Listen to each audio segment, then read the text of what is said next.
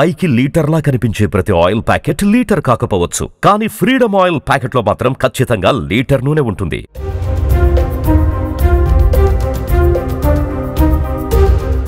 ఆ చెట్టుపై పిట్ట కూడా వాలదు. చూడ్డానికి ఆకర్షణగా ఉన్న గాలి పీల్చితే మాత్రం విషమే.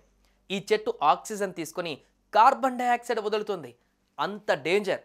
ఈ వృక్షం ఇప్పటికే పలు దేశాలను కలవరపెడుతుంది. చెట్లు ప్రగతికి మెట్లు అని చదువుకున్నాం. ఆక్సిజన్ ప్రసాదించే మహాప్రసాదాలు అని కొనియాడాం. కానీ ఈ చెట్టు మాత్రం మానవుల మనగడకే ఎసరు పెట్టేలా ఉంది. అసలు ఏంటా చెట్టు? ఎందుకంత డేంజర్?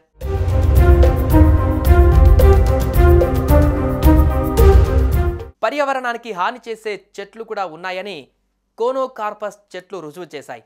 వీటిపై పరిశోధన చేసిన శాస్త్రవేత్తలు ఈ చెట్లు చేసే చేటు చూసి నిర్ఘాంతపోయారు. వాటిని పెంచితే పర్యావరణం నాశనమవుతుందని హెచ్చరించారు. పక్షులు కూడా వాలని ఈ చెట్లను పలు ప్రపంచ దేశాలు ఇప్పటికే నిషేధించాయి. అయితే తెలుగు రాష్ట్రాలలో ఈ చెట్లు విరివిగా ఉన్నాయి. రోడ్లపై అందంగా ఉండాలనే ఉద్దేశంతో డివైడర్లు, ఫుట్పాత్లపైన ఈ చెట్లను నాటారు. ఏ ప్రభుత్వ ఆఫీస్కు వెళ్ళినా, ఏ గవర్నమెంట్ ఆసుపత్రికి వెళ్ళినా ఈ చెట్లు గుంపులుగా దర్శనమిస్తున్నాయి.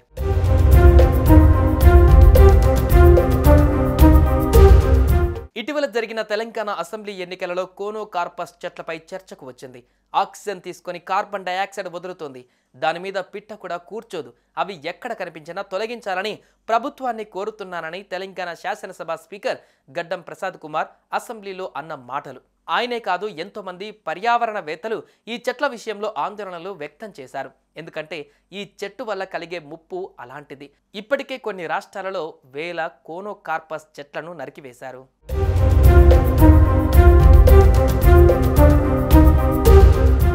శంకు రూపంలో పచ్చగా, అందంగా, ఆకర్షణీయంగా ఉండే కోనోకార్పస్ చెట్టు ఎక్కువగా ఉష్ణమండల ప్రాంతాలలో కనిపిస్తుంటుంది.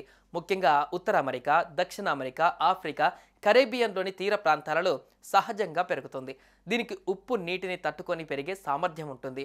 మొదట్లో ఇది ఫ్లోరిడా, మెక్సికో, బ్రెజిల్లో ఎక్కువగా కనిపించేది. అందమైన రూపం, ఎప్పుడూ పచ్చగా ఉండే స్వభావం వల్ల ప్రపంచాన్ని ఆకర్షించింది.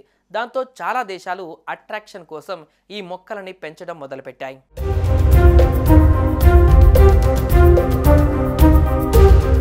కోనోకార్పస్ మొక్కలు పర్యావరణం మీదే కాదు, మనుషుల ఆరోగ్యం మీద కూడా ప్రతికూల ప్రభావాలు చూపుతాయని పరిశోధనల్లో తేలింది. ఇవి సాధారణంగా సంవత్సరంలో 2 సార్లు పుష్పిస్తాయి. వీటి పుప్పొడి చిన్న పరిణామంలో ఉండటం వల్ల గాలిలో సులభంగా కలిసిపోతుంది. ఆ రేణువులను గాలితో పాటు పీల్చినప్పుడు జలుబు, దగ్గు, ఉబ్బసం, అలర్జీలు వస్తాయి. శ్వాసకోశ వ్యాధులతో బాధపడే వాళ్ళు, పిల్లలు, వృద్ధుల మీద ఎఫెక్ట్ ఎక్కువగా ఉంటుంది. ఈ చెట్లు ఎక్కువగా ఉండే ఏరియాలో ఇవి పుష్పించే సీజన్లో అలర్జీల సంఖ్య పెరుగుతాయని ఎక్స్పర్ట్ చెప్తున్నారు. అంతెందుకు, ఇవి ఇతర జీవులకు కూడా అనుకూలమైనవి కావు. మొత్తంగా వీలైనంత త్వరగా ఈ చెట్లను నరికివేసి వేరే మొక్కలు నాటాలని కోరుతున్నారు.